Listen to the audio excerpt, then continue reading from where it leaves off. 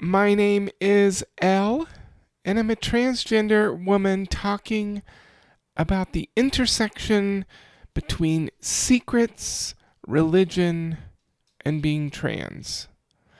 At least that's what I have told the local college that I was invited to speak at, that I'd be speaking about in a couple of weeks. There's a local community college, or maybe it's a liberal arts school, um, San Jacinto. I never really know how to pronounce it, if it's San Jacinto or San Jacinto. But it's just up the road, and they invited me to give a little lecture for um, Trans Day of Visibility, which I believe is March 31. And so I thought I would give you a little bit of a preview of some of what I'm planning on talking about, and I would love to get your feedback on it so I can do a better job and represent us well. Um, so I thought I would start by talking a little bit about Trans Day of Visibility in terms of the history and where it came from, um, and I thought I might reflect a little bit about some of my feelings that have come up in the past when it comes to either Trans Day of Visibility or the Day of Remembrance and Mourning that happens in November each year.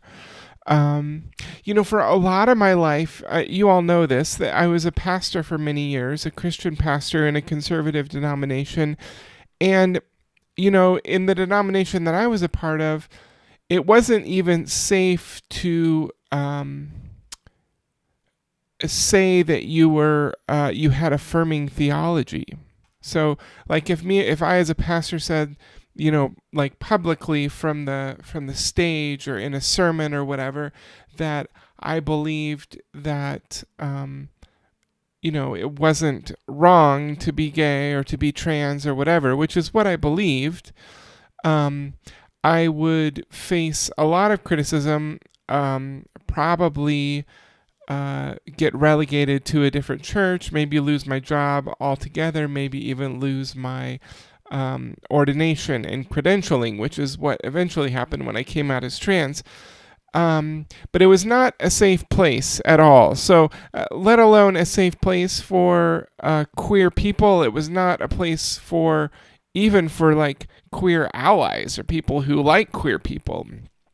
And I felt a lot of shame, honestly, about uh, living in that space, about supporting an institution that I wasn't in alignment with, at least in that area. There are other ways in which I was in alignment with the church, and it felt good, but there were some key areas like that really did not work for me. And so I ended up each year when this day would come around, or when the Trans Day of Remembrance would come around, I would feel bad because I didn't speak up and wouldn't speak up for my own safety, and that felt icky.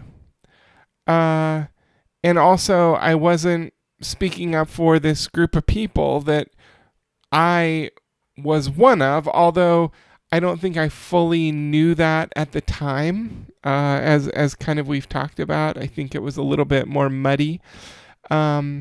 So I've kind of had an interesting relationship with it over the years. And then, now today, Trans Day of Visibility, for me is a day. I mean, it's a little bit ironic because, like, I am always visible, essentially. um, and uh,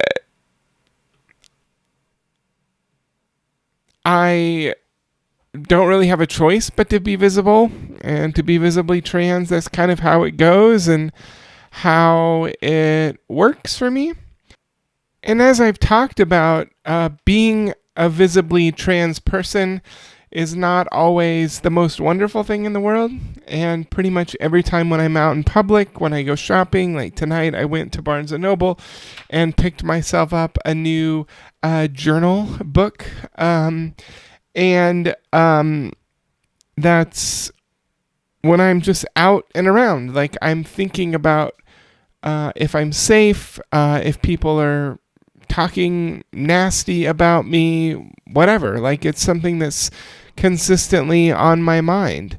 And that's a weight that's heavy. And at the same time, I also kind of have a little bit of a defiant edge with me where I believe that there are a lot of political forces in our country today, at least in America, that would rather trans people not be visible and not be seen and not be known about. Don't say gay, don't say trans, whatever. And so there's a part of me today that feels like defiance about showing up and being seen and being proud of who I am. And also, because of all that, it kind of leaves me feeling a little bit afraid, a little bit of hope, and so on. So, Trans Day of Visibility is corrective. It exists because trans people, historically and presently, stay hidden for their own safety. Sometimes that has to do with their own internal shame or, internalized transphobia. Other times it has to do with, the consequences or the disruptions that might come if they were seen. We often, it feels more safe to stay hidden if our presence might bring up someone's confusion, on and on and on. Like, it's dangerous in many ways and very often for us to be visible. And so we stay hidden. We keep ourselves secret for our own safety, And I think that there's truth to that, whether or not we're talking about a trans person who's closeted or a trans person who's only, only partially out in the world, or only out to certain people. But I think it also applies to those of us who are trans who are stealth, who are able to be cis passing. A lot of times some of the motivations that folks have for being stealth is their own safety and to avoid the stigma and to just live their life. And, I am living a life where I have to cope with being visibly trans, that, being stealth isn't really an option for me at this time. So it's sort of a theoretical thing, but I probably would take it if I could and live stealth most of the time. And I think that's true probably for a lot of trans people. I was reading, or I was recently listening or watching Paris is Burning, which is a documentary, an old Sundance documentary, I think from like the 70s, or no, it couldn't have been from the 70s. Could it have? I don't know the era. Maybe it's more like the 80s and 90s. But it's a documentary about the ballroom scene in New York, I believe. And one of the categories that comes up sometimes, or that comes up in that documentary, and then that came up in the ballroom, in the ball scene, was realness. And realness in that context meant that someone was able to pass as straight, because at least at the time, it was not only not safe to be trans, but it was not safe to be queer in any way. And so in order to live your life and to have a job and to be able to exist in the world, one would have to, pass as straight. And so that was often part of the competition. How real can you be? Can you pass in the straight world? And that is about staying hidden for our own safety. Um, you know, the tough thing is with that, even as understandable as it might be to stay hidden for our own safety, or for whatever reason we might stay hidden, um, there are consequences to it. And actually, I wrote a whole book about keeping secrets. It was put out on Amazon and on my website.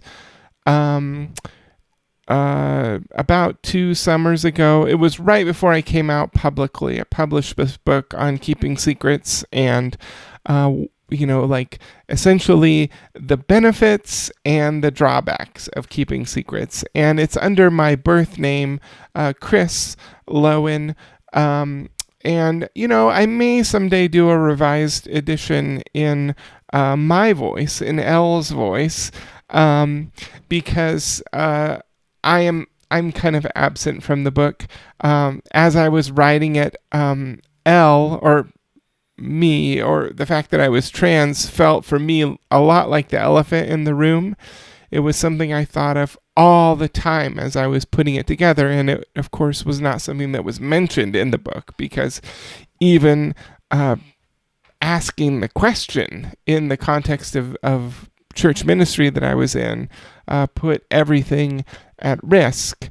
In any case, I did publish this book. I think it's pretty good, even though it doesn't talk about trans stuff. But it is all about the consequences of and the benefits of keeping secrets. And so there are many of them. Actually, there have been studies that have shown that self-concealment actually, depending on the context, but self-concealment has actually been shown to increase certain types of cancer, and it can exacerbate, depression and anxiety. Keeping secrets has a tendency to sap and to zap our energy. They're heavy. We carry them around with us. We have to protect them, and it costs us something to protect them. When we keep secrets, we miss out on intimacy with other people. We miss out on community. We lose out on potential support that might be available for us. All kinds of things happen when we stay secret. When we keep in the closet, there are lots and lots of drawbacks, even when it's understandable why we might be doing it. And I could go on and on and on and on. I'll put a link in the show notes about the book. The book is called Hidden, and there is a Kindle version. There is a print version. You can order it off of Amazon. You can order it directly from me, and I'll mail you a copy if you want it. But I will put a link to where you can buy the book in the show notes if you're curious. Like I said, I think it's pretty good. But being visibly trans today, taking part in the Trans Day of Visibility, it means a lot of different things. And for me, it brings up pride, but it also requires bravery and courage. There is a degree to which it results in hate and nastiness. Like even just today, there's this whole thread on one of my social media channels where a uber religious guy from my previous denomination, was going on and on and on about how, the Bible speaks clearly about how evil I am and people like me are. And so, sometimes it results in unpleasant conversations. And at the same time, to be visible also creates the opportunity for connection and to feel support. which also happened on that ridiculous thread. And it creates all kinds of opportunities to be visible. In many ways, when I made the choice to step into transition, it was a leap of faith. I didn't know what was going to happen. I didn't know how things were going to unfold. And I knew that I was going to lose a lot of people from my previous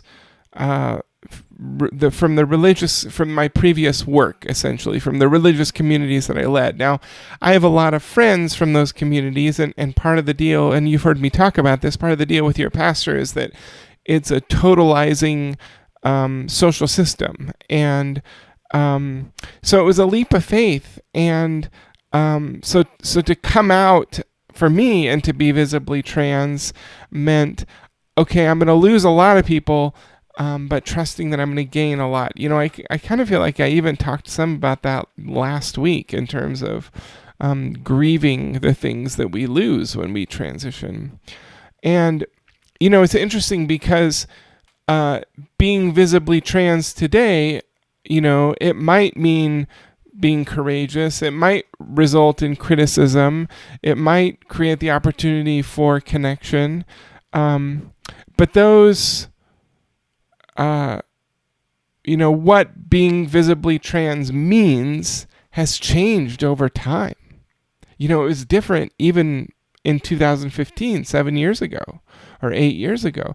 It was different in 2010. It was different in 2000. It was different in 1990. It was different in 1970 or 1950 or 1890. It was different back then. To be visibly trans or to be visibly gender non-conforming, it's my very strong conviction that trans people have always been with us throughout the centuries. We haven't always had the label of trans. We haven't always had sort of the philosophical underpinnings of, gender being more of a social construct and sex being, this biological interface where together it creates this overarching hierarchical construct that we make in society. Like, we may not have had the labels, but we've been around forever. But there are times in history where to be visibly trans meant to be imprisoned, or to be raped, or to be ridiculed, or to be, forced into unwanted sex work. It's not very many. I have people that I interact with on a regular basis at work who, lived through days where impersonation laws were on the books. Like Stonewall was 1970, like it's not, or 1969, it's not been that long ago. It wasn't until right around then that homosexuality was legalized, and it wasn't until the late 80s or early 90s that the DSM, the Diagnostic Statistical Manual of Mental Health Disorders, that it took homosexuality off the list as a mental disorder, and even in the previous version of the DSM, gender dysphoria, which is what the diagnosis is that many trans people are given in order to access care, it used to be gender identity disorder, which sounds like a lot, I don't know, like more pathologizing, I guess, is what I would say. And so to be visibly trans means something today, and it's meant something in the past. And I find myself feeling a great deal of respect for the folks that have come before us. And so as I think about Trans Day of Remembrance today, to me, it means it's a sign of progress. It's an illustration of how far we've come. It's, I think, a defiant rallying cry that we will hold on to our progress, that we will not go back, that we will not fall backwards, that we will persist. And even if the last couple of years of hundreds of laws attempted to be passed regarding trans people and trans children, if that hasn't convinced you that this is a plant that has to continue to be tended, I mean, things will go backward if we don't attend to it. Trans Day of Remembrance means to educate folks about who we are and what we're trying to do, and that we just want to live our lives and love who we love and pee when we need to, and to just be happy and fill our lives with joy. And so there's a part of Trans Day of Remembrance that I think is about education, which essentially is this way of telling my secrets, or telling our private stuff, essentially so that other people can understand and know us better, so that other people might be educated. And I in my little presentation that I'm going to give, and again, this is sort of my dry run on some of what I'm going to share, so you're my guinea pigs. But I wanted to share some words to our cisgender heterosexual allies, because there will be a number of them listening in this conversation. And so give me feedback on this. What do you think? But some of the stuff that I want to say is, to be in the presence of a transgender person, to be in the presence of a trans person who is visible, who has made themselves known to you, it's a fucking gift. It's a beautiful, holy, goddamn gift. It's really, really wonderful. It's an amazing treasure, something that you should hold on to and feel proud and honored and blessed that you get to take part of. To see us, to see a trans person, is to see bravery and vulnerability and hope and beauty and power. It's to see the divine, which is not black and white, which is not one or the other, or yes or no. It's everything. And so, just, I guess, know that. So that there's the ending. You should be honored to get to lay your eyes on me. But for real, if you're a trans person listening or watching, you should feel honored to get to see yourself. And some of you know what that feels like, to see yourself, to be visible to your own soul in the mirror. And maybe for some of you who are listening to the program this week, Trans Day of Visibility will be an opportunity for you to, be visible to your own soul. I remember those first few times where I saw myself in the mirror, and where it was like, oh, there she is. There you are. And it was tough, in those first few months and first year even, because I wasn't presenting feminine all the time. I wasn't visible to everyone. I wasn't out to everyone. And so it was a very judicious thing about when I was able to present as myself in the world, and it felt so good. And it felt so true, and I could see myself in a new way.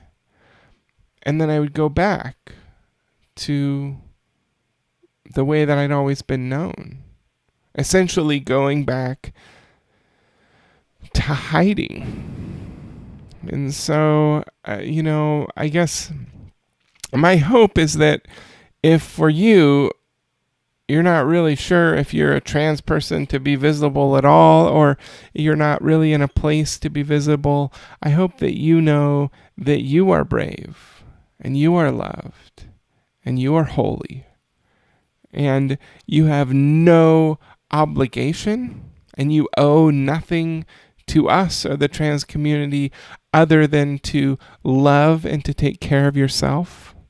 And if uh, if your path is meant to eventually take part in the Trans Day of Visibility, that moment will come for you. It'll happen. It'll happen soon enough, and it'll happen exactly when it's supposed to and when you're ready for it to take place. So, no matter where you are on the journey, there is room for you. Thanks so much for listening, everyone. It's such a treat to get to be on the mic a little bit and to share and to just reflect.